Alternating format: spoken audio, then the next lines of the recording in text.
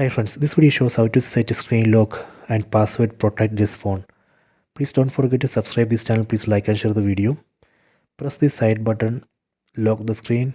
Again press the side button, unlock the screen. Now try to access this phone. See, there is no screen lock.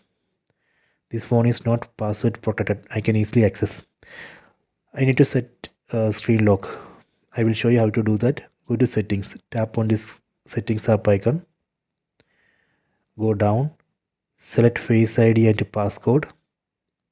Go down, tap on turn passcode on. Tap here. Here we can set 6-digit passcode.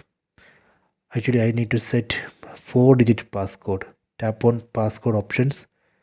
Tap on 4-digit numeric code. Let me enter 4-digit here. Try to enter strong password here. Then tap on use anyway. Again enter same password and come verify. Now it's storing that password. Please wait.